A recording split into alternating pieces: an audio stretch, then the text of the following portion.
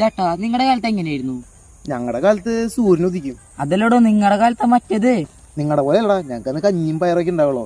നിങ്ങൾക്ക് ഇപ്പൊ burger, pizza, noodles, എന്തോരം ഫുഡുകളാ. എടാ ശുംഭ അതല്ല. എന്താ പറഞ്ഞ ശുംഭന്ന്. ചുമ്പൻ.